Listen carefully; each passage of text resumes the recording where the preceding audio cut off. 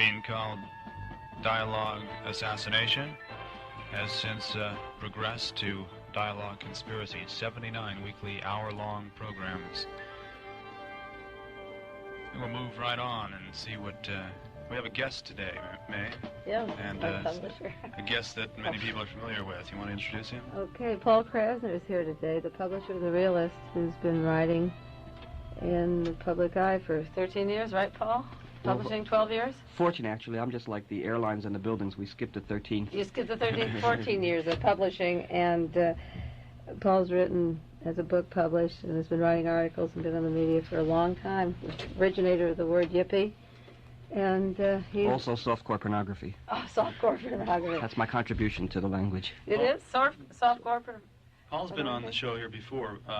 Did you explain how the yippee came about then? Just aside the origin from, of the word yippee? Yeah. No, you'll have to do that, Paul. Maybe people would be interested, since it seems to be a household word, almost as household as Spiro tea. Mm-hmm.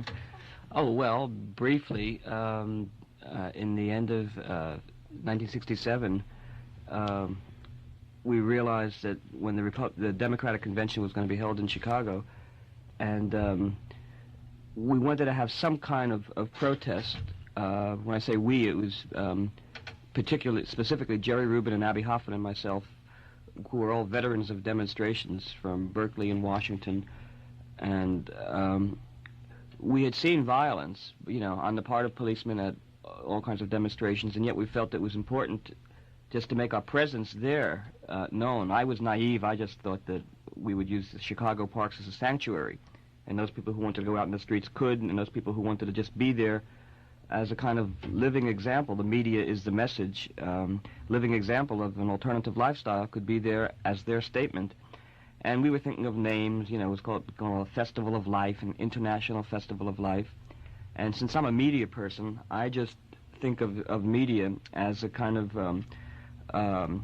that could be used as a sort of psychic judo. Use their competitive thing to present something that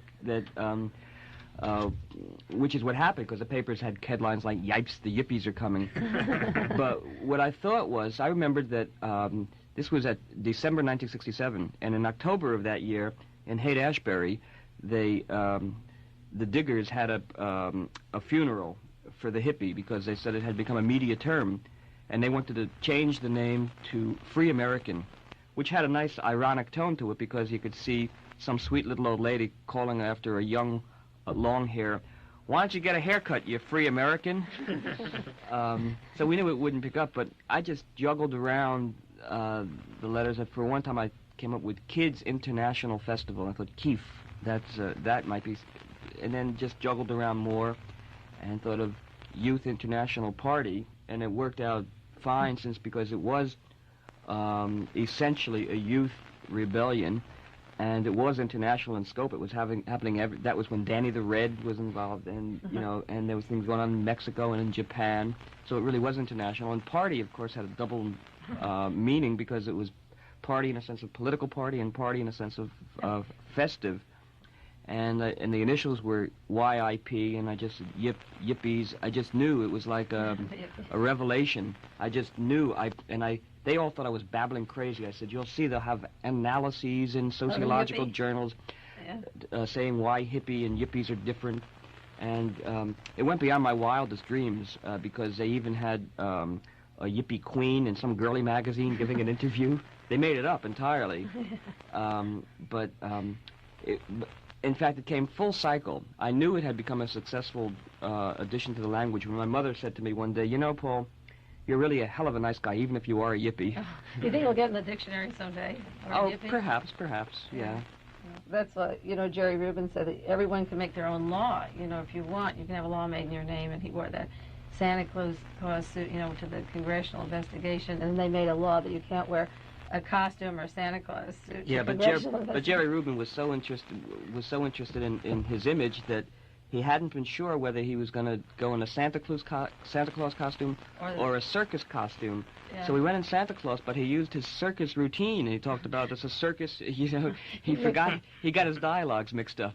Oh. Yeah. Well, you say you're a media person, and you've been publishing. Well, you have published in the last issue of The Realist a lot of material by Mae, and you've dealt with conspiracies and the assassinations and government and everything in the realist.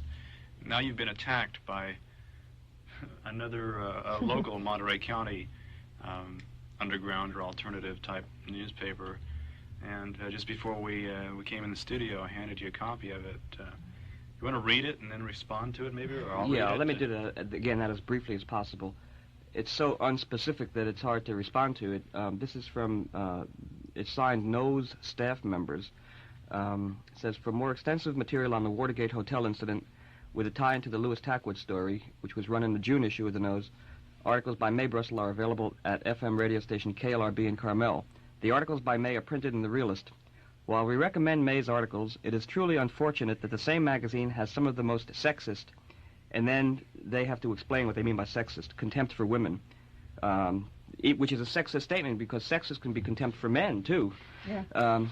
A material to be found on any newsstand in America, thereby contributing to the exploitation of women as surely as any other oppressive team. Well, I don't take it personally, but I resent it because, when in 1958, in the very first issue of The Realist, we had a joke which was about this man who had seen God, and he had died, and he had come back, and all the scientists gathered around, and they asked him to please explain what was God like. He said, I can't tell you. And they pleaded and pleaded in the interest of scientific research. So he finally agreed to tell them, and he said, well, first of all, she's black.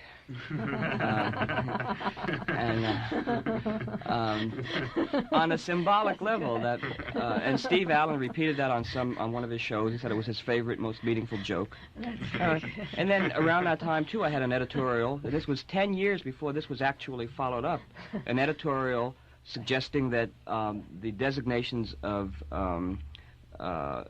in employment ads, in want ads for help wanted female and help wanted male, I just suggested that those should not belong there because they were discriminatory. So, but I've also discovered that people respond to material on the basis of their own psychology. So, for example, when we ran a cartoon and later made it into a poster, and it was called One Nation Under God, yeah, I remember and that. It showed an anthropomorphic deity committing anal intercourse upon Uncle Sam, and it was called One Nation Under God. And so some people resented this and say, why did you have to bring homosexuality into it? Why didn't you use the Statue of Liberty? So now, in the current issue of The Realist, there's a 4-page cartoon called Rosemerica's Baby, which I wrote and Dick Ginden drew. And to take off on Rosemary's Baby, except it's a case of political witchcraft, which starts with Richard Nixon marrying the Statue of Liberty, and then mistreating her, and so the centerfold is this coven, and it shows everybody from Martha Mitchell and Spiro Agnew to Walter Cronkite and David Brinkley, and instead of the devil raping Rosemerica, which is the Statue of Liberty, it's a gigantic animalistic television set whose sexual organ is actually a horn of plenty, out of which all of these advertisements come. I mean, it had worked on a lot of symbolic levels, and so one of the people on the staff of the Nose thought that this was exploitation of women because the Statue of Liberty, a female figure, was being raped. And, of course, it is true, she is being raped, but she's being raped by the media. I mean, that's a truthful thing. That is exactly what's happened. Women have been raped by the media, I realized this again when I saw a newscast recently that talked in San Francisco about a San Francisco businessman who took to lunch a woman executive from the National Organization of Women. And the newscaster commented, he said, while the businessman paid for her lunch, she did light her own cigarette. And this was presented as if this was a sign of her liberation, when actually, to me, it was a sign of her slavery, because the history of cigarette advertising in this country it started out with just men smoking in the pictures. Then they would show a woman in the same picture. Then they would show a woman saying to him, blow some my way. Then they would show the woman holding the cigarette between her fingers, and then finally actually smoking it herself. So in that sense, a cigarette is the lowest form of rape. And I think that it's easy to attack the realist because there's this graphic picture, when I think that the No staff would be much wiser to attack cigarette commercials, for example, as really sexist, murderous, actually. Anybody who writes a cigarette commercial is involved in murder. It's very much more indirect. But I think you have to really redefine what the meaning of violence. Of course, a lot of people in the national scene and women's organizations that this hasn't affected at all. This is just a personal thing of some women in town here. One woman in particular. It isn't. I don't think anybody who really understands women would feel that you're coming down. I can't believe it. But I do think it's important to expand that consciousness to the point where people don't think of liberation as an isolated intellectual exercise. It begins with your own body. And for people, it always amuses me to see people smoking cigarettes while they're talking about ecology. Talking about liberation and ecology. Yeah. There was an article, now we'll get back into Conspiracy Newsletter, I think, or Conspiracy, Dialogue Conspiracy. There was an article in the paper this week about a French spy scandal in which 48 top political figures are involved in corrupt financial deals and influence peddling. And there's a gentleman there he's a former civil servant, who has knowledge of a succession of scandals, which he said is like a black tide at the end of the system. And he wanted to expose these scandals. He's a member of the Communist Party in France, and he's collected information. As an agent there working within the system of the civil service, he's collected information for 14 years on corruption and scandal, and he wants to break it in France now. And he said, in quote, "The scandals that I am denouncing," he said before going to the judges' chambers, "have been known for several years, and I hope the people responsible will be punished, and I'm going to tell everything in court." And I bring it up, he talks about the burgeoning scandals and the wide political repercussions. And I bring this up because, on a show maybe a year and a half, when we first started, a year ago or so, I was saying that the scandal of America, of the political assassinations, hiding the conspiracies, is going to bring America to some kind of a subservient position in the world scene in terms of bargaining or peace talks or trade or weaponry. And I'm not usually into a red scare like, you be careful, Russia will control us. I'm not afraid of that, except that I know that the truth of the conspiracies in the United States of killing John Kennedy, Robert Kennedy, Martin Luther King, the major ones, plus a lot of minor murders, a few hundred along the way, are known by the Russian intelligence and by the Chinese intelligence, and that they have a way, by controlling us and catching us in our own web of information, to blackmail us and bring us down to our feet. And the thing that this particular man is talking about in France, about involving 48 top political figures in all kinds of corrupt deals, and being a member of the communist group, there will come in this country sometime the scandal of what happened in Washington through the 60s and 70s is going to come down on us in terms of blackmail. And when Nixon first made his trip to Peking and then to Russia, it was right after the Soviet Union published articles that Lyndon Johnson and the CIA were involved in the assassination. And Chu Enlai came out with an article in Mexico, The Truth Isn't Told on the American Assassinations. And within 2 weeks after this disclosure came out, and it was in Buckley's column in the Monterey Herald here, why Nixon was making arrangements to go to China, go to Russia. And the control of our public figures and of our weapon system of what we'll do or won't do, I think eventually will be determined by a counter-espionage that's kept track of all these murders and can blackmail all the top people in our country because they were involved. And that the truth, I think it was the very first show when the Pentagon Papers broke, and I did a show here in June 1970, and I said the truth has to be told about the political assassinations and conspiracies, otherwise this country will be so shattered as it builds up and more people hide it. And the truth has to come out. Well, do you think that with all the legal messing around, the delays and the extended hearings and everything, that and the way that the Watergate affair in particular is being covered, that the truth is ever going to get out, or it's going to have any impact on the election? Well, it's hard to know. I brought in an article for people who've read The Realist or get copies and are up on that Watergate article that we had in the last issue. that came out, went to the printers in July 13th of this year, and in September, this is 3 months later, September 18th, the Newsweek this week has a 4-page article on the Watergate. Now, that's unusual when an issue has happened and the men were arrested to keep that much information going. And the issue this week, for those who have followed the program so far, want to get a background on the Watergate, the Newsweek is an excellent article, and it's called "The Spies Who Came In for the Heat." And there's a few sentences here that are pertinent to the opening of the Watergate, because I think if you even go into that, you end up back where the political assassinations were and the scandal that exists in Washington in manipulating the electoral process. The powers that be want to close the case, and it looks like, okay, 7 men are indicted, that's it. And they didn't mention John Mitchell or Maurice Stans, and they haven't called in Martha Mitchell, and they don't intend to disclose the secret $10 million that was set aside before April 7th. But the people on the radio, like the talk shows on KGO, we just happened to listen last night and the night before, people are calling in. Wherever there's talk shows, people are asking about the Watergate. They said, where's Martha Mitchell? She knows more than they're saying. And if the interest is generated about Martha Mitchell or the secret $10 million, they can't keep a lid on it forever, because it will be newsworthy. Every time something new comes out, it becomes newsworthy because it becomes more of a scandal.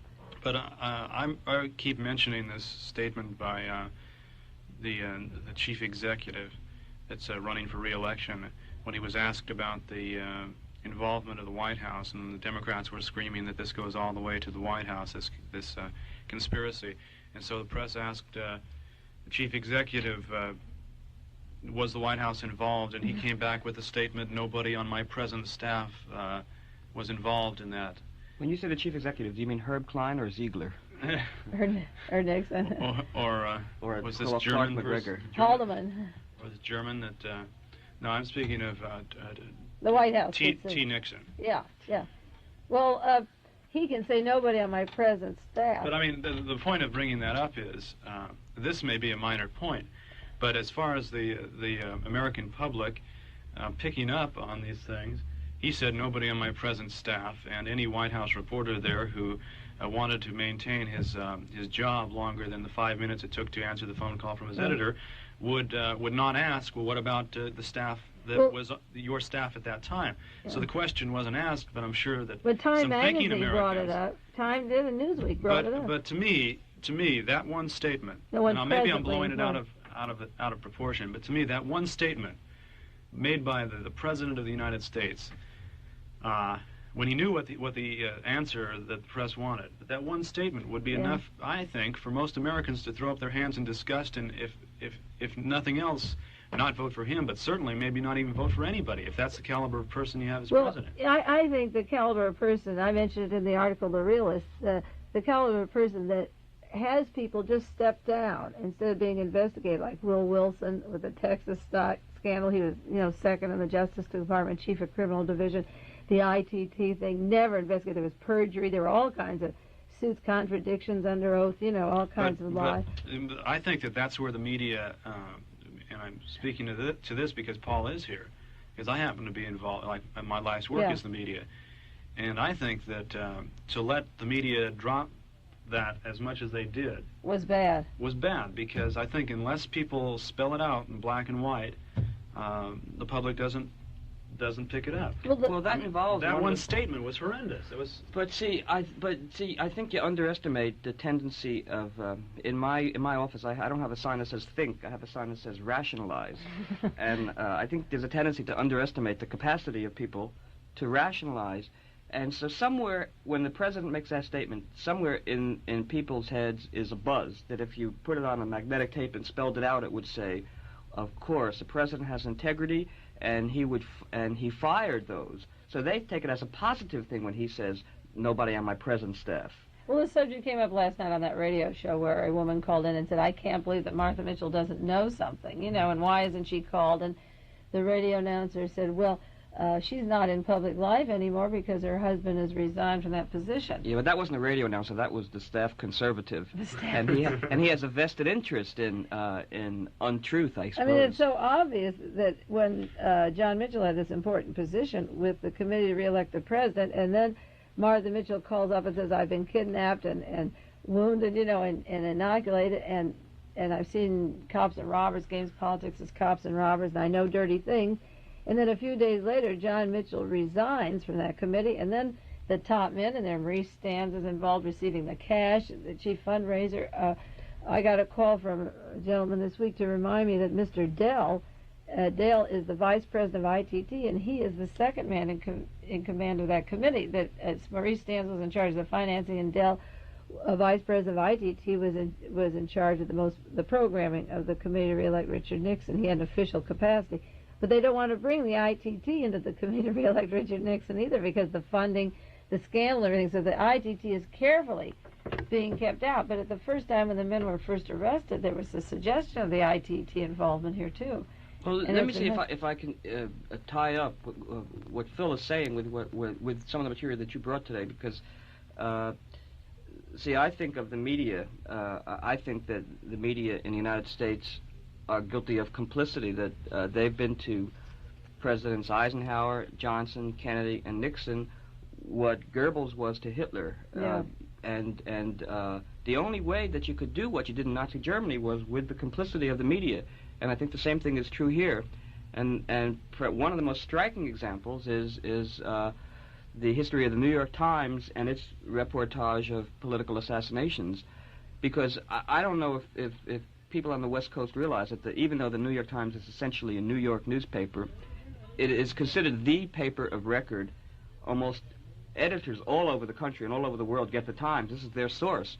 The New York papers, the New York Post, as well as Time and Newsweek, they all base, and as well as the it's the final word. The radio and television. You know, they use the New York Times as kind of almost an outline for the things they're going to cover and the importance which they're going to assign to it. So, and we have a they also have the New York Times News Service, which supplies a lot of... Which supplies the San Francisco Chronicle and the LA Times with stuff. Well, we have a report by a guy who's done research specifically on the Times handling of the assassinations. Yeah. I thought maybe next week I'd do a whole show on just the headlines of the New York Times and how they covered the three major assassinations of Robert Kennedy and President Kennedy and Martin Luther King. And they have a definite vested interest in a financial thing. For one thing, they published the Bantam book of the Warren Commission when it came out, the Warren Report. But they have taken a specific stand, and no matter what evidence comes in otherwise, they are right there to tell you no conspiracy continuously. But the background of the media and keeping down conspiracies is understood when you read a book by Kilm Philby, My Silent War, and he was the head of British intelligence who worked his way up and turned out to be a Russian spy and went over to the Russian side just a few years ago.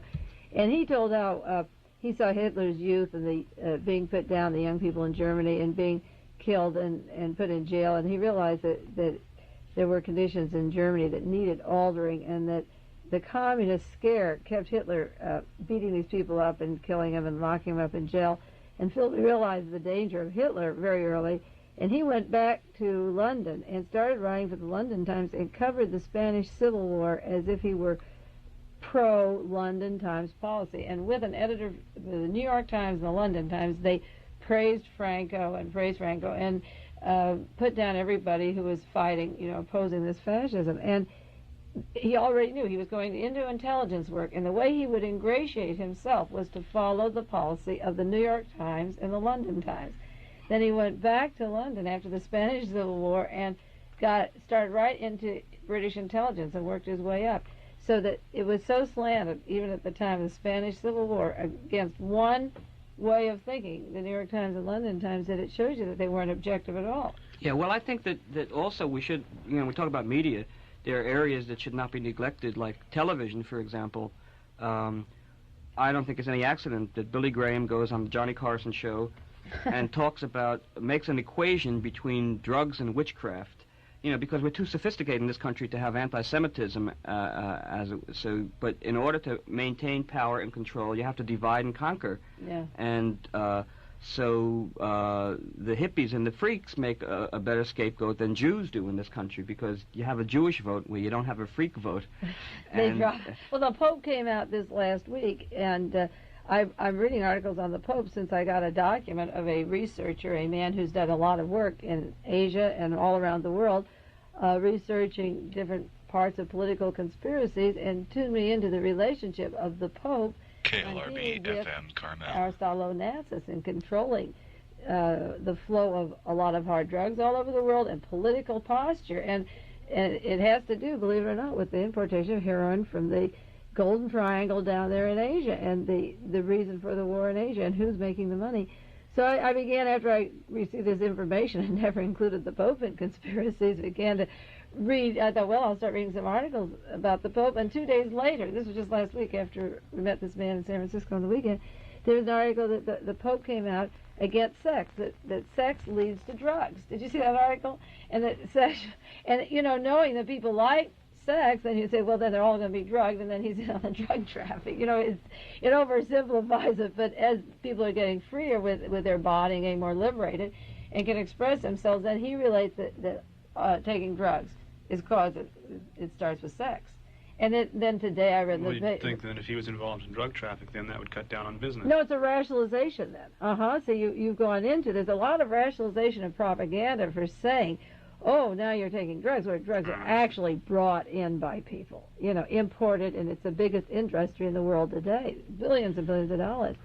Paul, getting back to this idea of media complacency with government, and helping them carry out whatever goals they've got, do you think that you can ever prove that in any time frame except as history? Well, you can do what I try to do, which is present evidence and let people judge. Like I watched the premiere program of Laugh-In, which is possible to watch for an entire hour without even chuckling. And it's important to know that the producer of Laugh-In, Paul Keyes, has written jokes for Nixon.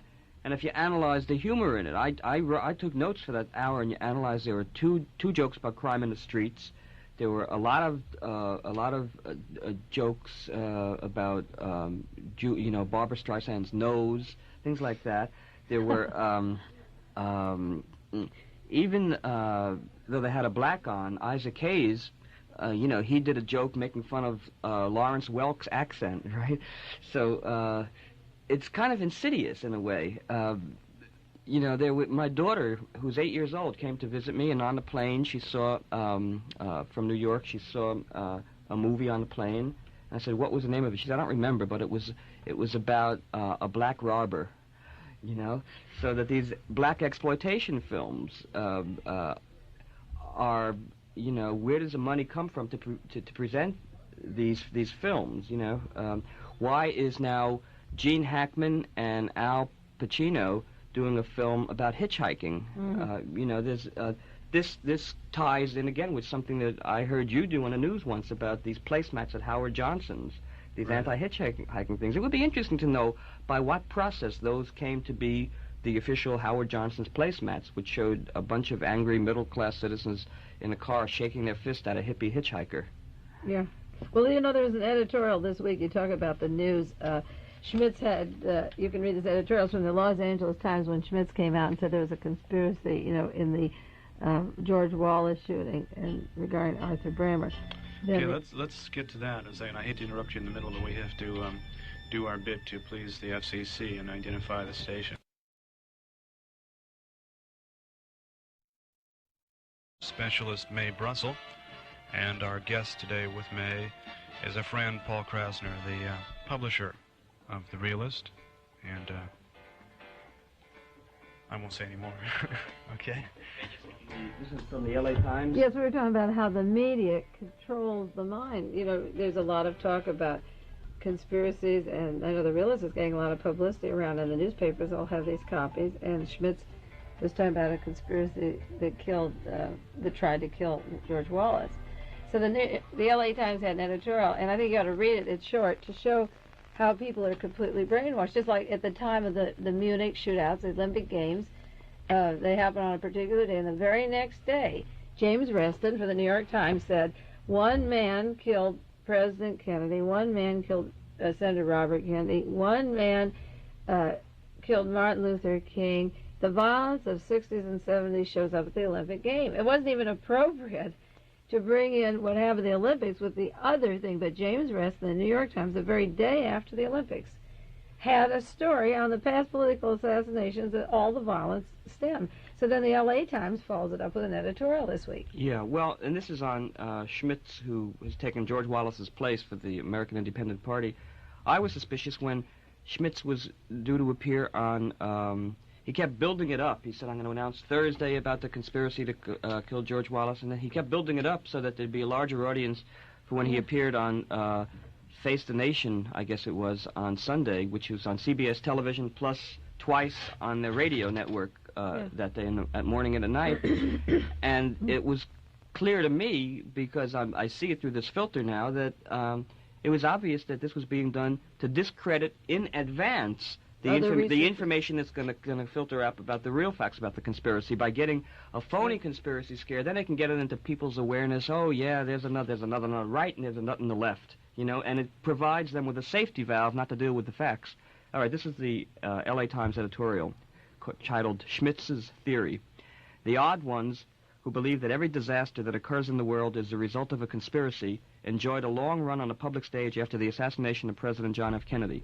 They were mostly a sincere gaggle. That's one of Spiro Agnew's words, isn't it? Sincere gaggle of peculiar personalities, plainly befuddled and deserving of considerable sympathy. They even become altruistic in the process. Others who pressed the conspiracy theory were in a different category. They were knowing manipulators of public fear as a means to tawdry notoriety which they relished, or to serve other motives, suspect motives. John G. Schmitz, the lame duck Republican congressman of Orange County, fits into the last classification. Schmitz, who is running for president of the American Party ticket, says, quote, the facts indicate, unquote, that the attempt on Governor George Wallace's life resulted from a communist conspiracy whose purpose was, quote, to deny the American people the choice they deserve this November, unquote. Then Schmitz provided the final little flourish. The Nixon administration, he said, is covering up the facts in what? Why, in a conspiracy of silence, that's what. It all adds up to what? To have Schmitz opposing him means that President Nixon's political luck continues this year without a break. That's what. That's an editorial from the LA Times. But you see, in order to put down Schmitz, they say that people had a long run on the stage. The real truth of the assassination, the best research is going to start coming out. You know, there's other people like myself that worked 8 or 9 years, and it took that long to really get the loose ends and the threads together. You know, and they think we've had an overlong run of things. You know, and he called it sincere gaggle and befuddled work. You know. And you know what I think it has to do? It has to do on one level with a cultural tradition. There's a book out now about how the Viet Cong, you know, have been fighting for so long. You know, what motivates them. And a woman named Frankie Fitzgerald. Oh yeah, I read about that. I met her in New York, and she seemed, you know, she was like a society lady, but you know, who suddenly gets a tinge of conscience, hangs around with reporters, and begins to by osmosis get away from the comfortable status. And begins to observe herself. Yeah, so she went to North Vietnam, and one of the things that she says is that the Vietnamese people had a sense not of death so much as relating to the dead, so that a grandparent would have their children, and then their grandchildren, they would have a sense of history, and their loyalty would be to the human race, which is why they're able, not that they enjoy death, but why they're willing to face the possibility of it, because they have a sense of their relation to the earth. Whereas you have somebody in this country like Teddy Kennedy, who is so selfish about his own life that he refuses to ask for the opening of the archives, even though there's no doubt in anybody's mind that he knows, and I know people who he's discussed it with. Yeah. As Coretta King has discussed it. They all know, as Ethel Kennedy has discussed it in private. Or Robert Kennedy, not one of them would have the courage, you know, to go into this thing. They'd had no... Because they were more concerned about their own careers. But it happens on every level. I mean, we're all guilty of it. I know a reporter who just got a $17,000 a year job with Newsweek. And she got this on the basis of doing a story, for example, on the Whole Earth Catalog demise party in Rolling Stone. Now, Rolling Stone changed around the last 2 paragraphs of her article so much that people suggested that, and changed the meaning of it so much that they suggested she sue. They said, you have a clear-cut case here, that they've changed your writing, they've changed the meaning of what you wrote. And she said, yeah, but it would hurt my career if I were to sue Rolling Stone. So then she gets a job with Newsweek. So she helped perpetuate this misstatement of the facts that she originally presented. So people are concerned about their own careers and their own lives, and we're conditioned to do that in this culture. Yeah, the security of the job keeps the person from really telling the truth, but it has to come out. There's so much evidence of a conspiracy that eventually it will all come out, whether it seeps or breaks fast one day like the Pentagon things. Because there's more and more of an epidemic of conscience. It's like Dick Gregory told me that he'll speak at a college and a guy will come up to him from the CIA and says, this is true, and give him information. Yeah. And it's done on what Mae has called the conspiracies based on a need to know. And so when certain individuals, even when sometimes police realize... I remember Luke McKissick in front of several witnesses to me in Los Angeles when I was talking to him about the Sirhan case and CIA. He said, "Oh, don't give me the CIA stuff. I'll admit that the Los Angeles Police Department has its own assassination squad, but don't give me the CIA stuff." And he admitted, as a matter of fact, that all the people there kind of looked in amazement. But when policemen begin to realize that their own brother policemen have been killed, not, say, by the Black Panthers, but by their own assassination squads, as they begin to realize this, then they begin to realize the part that they have inadvertently played in a conspiracy without even knowing it. Yeah, well, the truth is coming out about assassination squads in the Chicago police system. Mm-hmm. In California, just right from an investigation from top to bottom. It's worse than Illinois, if that's possible. Do you think that, I can just picture the impact of just one major police department being opened up and exposed as having an assassination squad. If enough proof could ever prove that, there goes the whole law and order issue in the whole nation. Well, I think will happen. I don't think the American psyche could withstand a shock like that. Well, I'll tell you what will happen. I really think it'll work this way. I read they'll say only in America could you come out with that kind of honesty. Yeah. Well, I read in the paper just this week on Thursday that a whole group of San Jose policemen were fired right away. There was some scandal in the police department. Every one of them was filed. Well, San Jose police can't have any more scandals because after the shooting of John Smith, the IBM worker up there, and the Citizens Committee watching them and the minority people watching them, the chief of police was on the defensive, and if there's any more corruption or scandal or murders, the whole thing could open up. So they have to promise, if you don't go into the past, I'll be a good boy now. So that the policemen up there this week were just fired outright instead of protecting them like they used to be.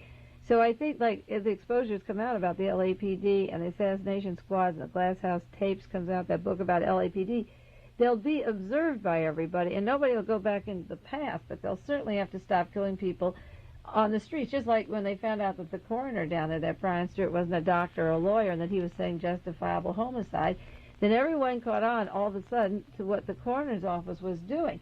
So from then on, when a citizen is killed, there's a lot of suits going on right now, and heavy Citizens Committee, when minorities are killed, they'll stop killing them because they won't get away with it because everyone's catching on now. But there is a phrase that the devil never sleeps, and this graph from the Los Angeles FBI, who was first sent to Texas, sent to Minneapolis, and now has been retired totally for who knows how much under-the-counter money to keep quiet.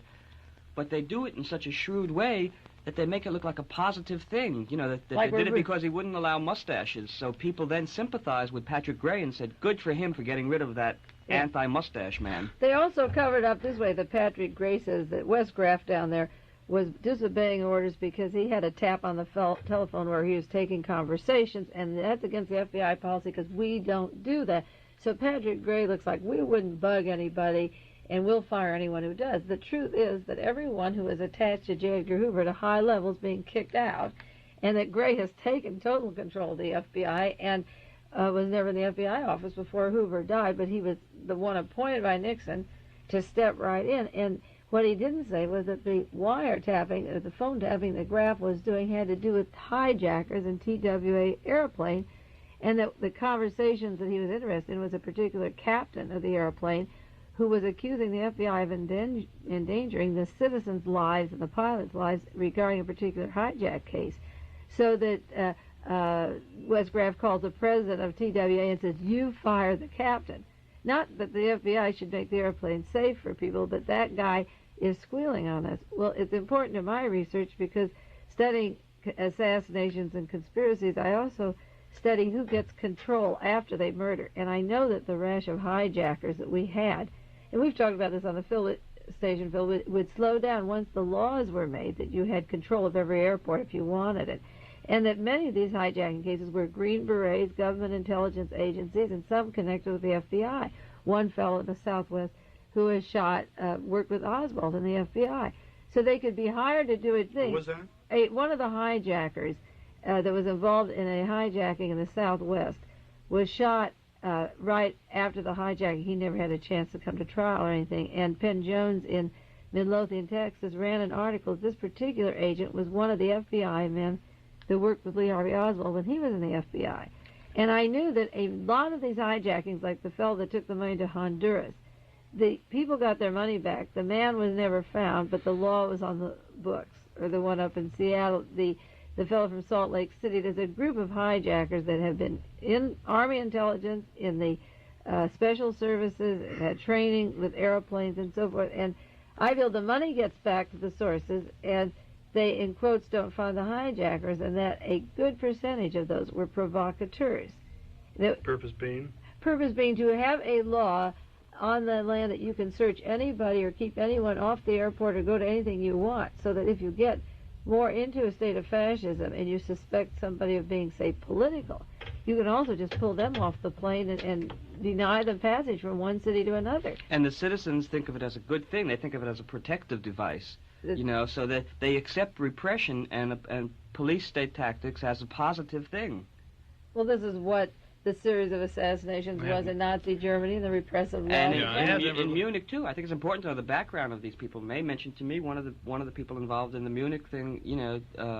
Which one was it? The wife of somebody? Well, the woman that they're looking for is a member of a fascist party in the Middle East. I've watched the Munich thing, and I have about 14 reasons why I think that a particular sect with Mr. Beck, the chief of police of Germany in this area, who promised to guard, he didn't need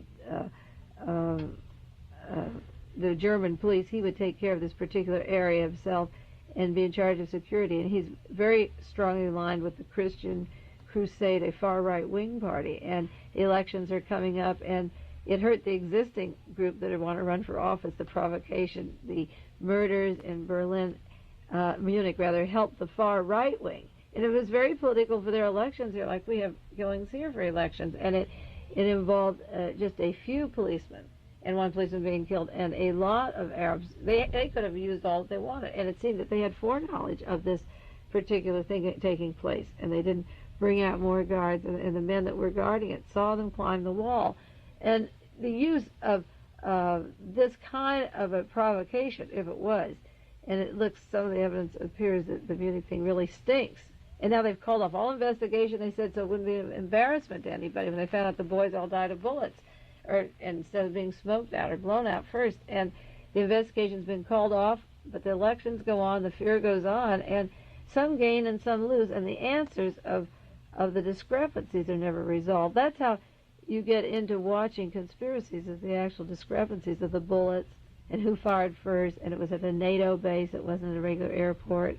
It was handled as a military operation. It wasn't a civilian matter. And the men could have had a chance to live, maybe if they'd been sent over to Egypt or somewhere. They didn't. They felt they'd be safer dead in Germany. I don't understand the rationale of that whole thing at all, and the evidence stinks. But what you do get are new laws. Right away, President Nixon says, we'll guard these people in this country. We'll get new laws at the embassies. We'll get new laws, new people at the airports. And you get more, every time you get one of these single murders or a massacre of that kind, you get more police, more laws, less solutions to the problem, and more repression. Instead of working out with the group that were angry, you get more repression, more building up of hatred in the Middle East, playing the Jew against the Arab, where that situation was resolving itself. Did I interrupt you before, Bill? You were about to ask a question. It slipped my mind now.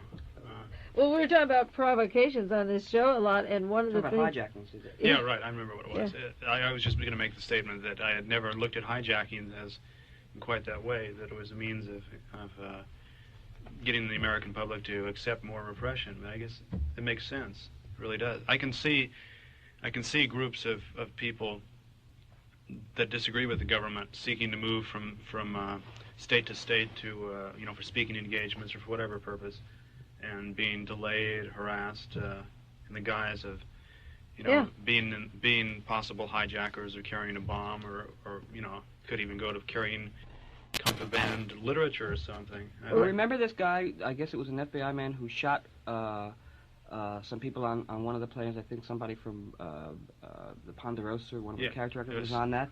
And nobody could explain how, with all their electronic equipment, that guy got on with the gun. Yeah. You know? And they just let it pass. And there are so many things happening that people say, hey, what about that? And then there are so many succeeding hey, what about that the government depends on our collective short attention span. Well, this hijacker in Vietnam who had sent letters, to Nixon against the war, and he was very active politically, and they, in quotes, called him a hijacker, and he shot on the plane. And then it turned out that was a really contrived thing, that last big airplane that was hijacked down in Vietnam. And he was a very political figure, but it was a very quick way just to shoot him right there and say, well, he's hijacking a plane. And nobody questioned. You've been holding all this material in your hands the whole hour. No, I always bring in more material than we cover. We're kind of wandering around today on different subjects. I just brought in some information because the San Francisco Chronicle this week ran another story from United Press apropos of absolutely nothing, and it reads, Oswald letter from the USSR. New York. This is the one that somebody bought it and... Yes, again, I think it's a medical researcher. The man who's buying up all this stuff is that Dr. Latimer, the urologist. And, oh, really? He is Marguerite Oswald told me that he bought the first articles of Lee Harvey Oswald and that he had a connection with Lee and a particular reason to buy up this stuff, and that she thinks he's buying it for the Kennedy family, that he's buying these letters that are sold at the Waldorf Astoria.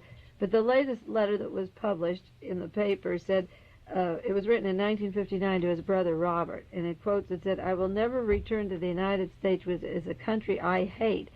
And the letter was sold for $750 at the Charles Hamilton Galleries, and he wrote to his brother, you don't know anything about me. It was written from the Hotel Metropole in Moscow, and he said in the letter, do you know, for instance, I've waited to do this for over a year. Do you know that I speak a fair amount of Russian? I've been studying many months. I have been told I will not have to leave the Soviet Union under any conditions. I will not have to return to the United States, which is a country I hate. And someday soon, in a few years, I will become a citizen of the Soviet Union. It's a very legal process. In any event, I don't have to leave here. I'll never leave. Well, this was over at the United Press this week, Oswald's letter. So I brought in a sample of my research, and the Carmel Pinecone this week has an article of the research I've done in the volumes of material that I've collected and cross-filed. So I reached into the research on Oswald as an agent in the Soviet Union apropos of the letter that was in the paper today to show you there's two sides to this story. That Oswald said, I hate America, because the commission hearing the government printed 26 volumes of evidence from the State Department and FBI reports and Marine records of Oswald, and the particular area that I was interested in was Oswald the person. And when I read this in the paper that I hate America, I'm going to stay in Russia, that's what he said when he arrived at the hotel in the Soviet Union. But in volume 24 from the government printing office of the 26 volumes I got, volume 24, is a letter printed. It was April the 7th, John McVicker of the State Department, a CIA agent, discussed Oswald's interview at the embassy when he arrived and how he had been prompted for what he should say, and he knew the procedures of renunciation. And this is volume 24. Oswald was very confident and competent, and he walked up to the embassy and he says, I want to give you some radar information. And he called a news conference, which is printed in volume 26, and on page 26, volume 26. And he had a news conference when he arrived in the Soviet Union, and he told them that he hated America, that America was unfair to him, and that his mother couldn't get a job and it was oppressive and so forth. And he was going to offer them all of his radar information. He said, I was in the Marines and I have this valuable radar information, and I'm going to give it to you because I'm going to live over here and America's no good, and I'll tell you all that I know about the radar in the South Pacific. Well, after he has his press conference and says he hates America, he spends a year and a half there, and volume 26, also page 126, has the information about the radar information. But when he wants to come home, in volume 18 on page 185, and he decides he'll return to the United States, he writes a letter dated February the 28th, 1961. And he says, I desire to return to the United States. That is, if we could come to an agreement concerning the dropping of legal proceedings against me. If so, I will be free to ask the Russian authorities to allow me to leave, and I'll show them my American passport, and I'm of the opinion they'll give me an exit visa. Well, the reason Oswald wanted to drop any legal proceedings is that in the Warren Commission hearings, there's photographs of his top security clearance in the Marines and in the Navy, and that he was with classified material, top classified, top secret, and that his going to the Soviet Union, he made these public announcements that he would give them all of this radar information, and he became ingratiated to the Soviet Union because he was going to give them this information. But the Americans knew that that was his cover story. When he writes to his brother, holds a press conference and says, I hate America, I'll never come back, that's, in espionage language, covert language, a cover story, because he has to prove to them that he has a reason for being there. He can't just say, I'm a spy, I want to see what you're doing at the radio factory, or I want to watch the U-2 flights or the vapor trails. He has to pretend to really hate this country.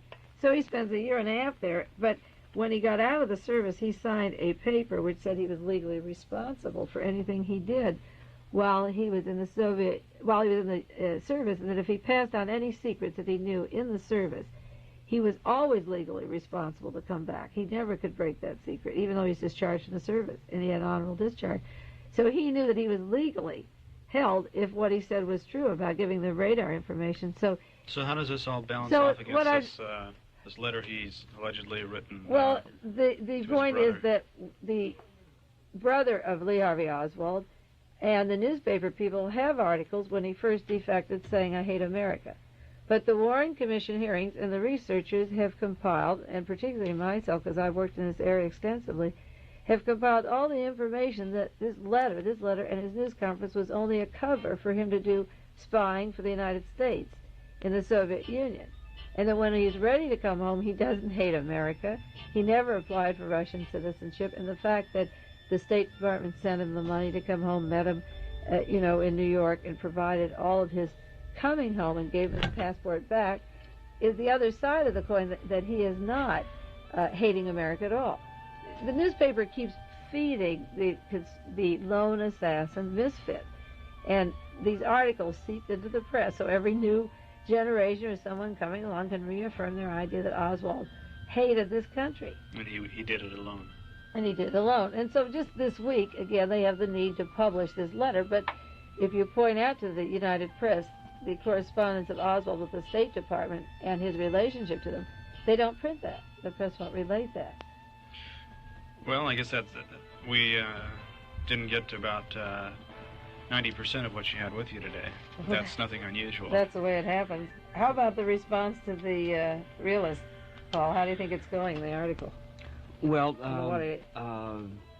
see, the media all know about it, and the Ralph Nader people know about it, and the McGovern top people know about it.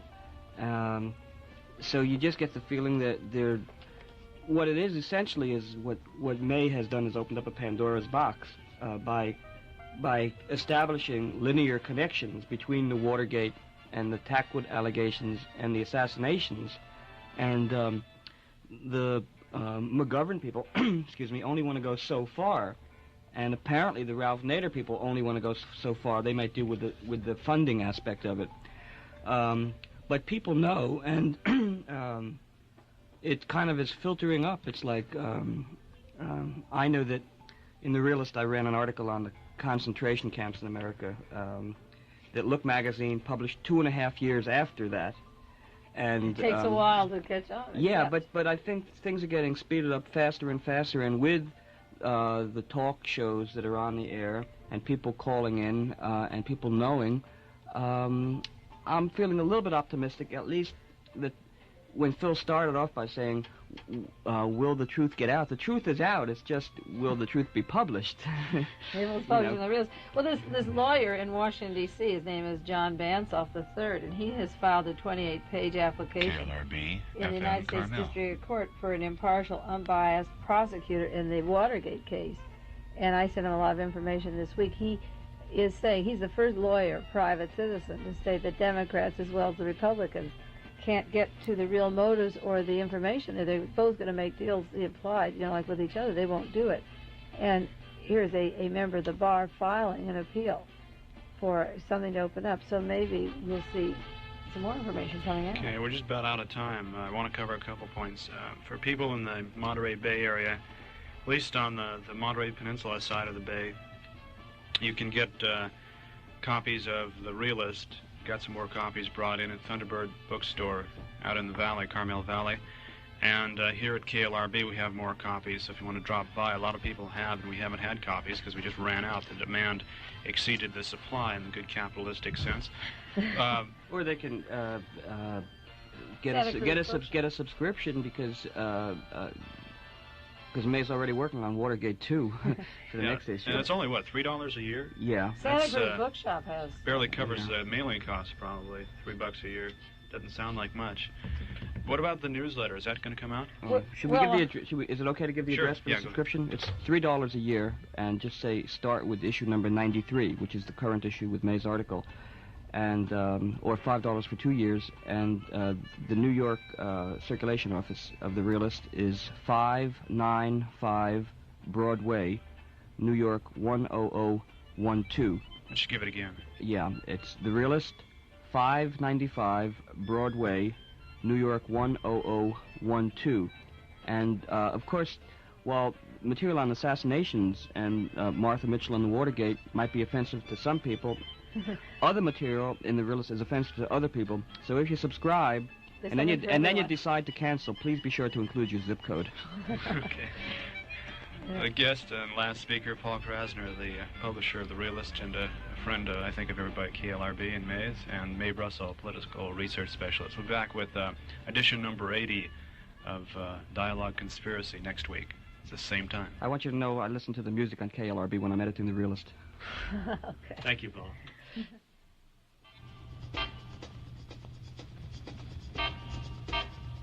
This has been Dialogue Conspiracy, a public affairs presentation of KLRB News. If you have questions that you want answered on future programs, or any comments, write Dialogue Conspiracy, KLRB, Box 3904, Carmel, California, 93921. I'm Phil Kogan. Or, excuse me, Dialogue Conspiracy will be on again next Saturday afternoon at 4 p.m., so do come back. Right now, on the California scene, a woman minister in Santa Monica has started a drive to replace the Star-Spangled Banner with a less violent national anthem. The Reverend Sue Sinkings said she will start circulating petitions in connection with the 28th anniversary of her church, Unity by the Sea. Reverend Sinking explained in these words, "The national anthem of the United States should remind us not of rockets and bursting bombs, but rather of freedom, justice, and brotherhood." She said, "My country 'tis of thee, America the beautiful, and God bless America would be acceptable alternatives." Let's see, and Governor Reagan came out today in support of Proposition 2, a measure on the November ballot to allow expansion of health science facilities at the University of California. Reagan said the bond issue would provide for the training of doctors, dentists, and nurses, and other health care improvements as well. The act would provide $156 million to build new medical schools on such campuses as University of California at Irving and University of California at Davis. Let's see. State Controller Houston Flournoy charged today that the Watson tax initiative would cause either a 15%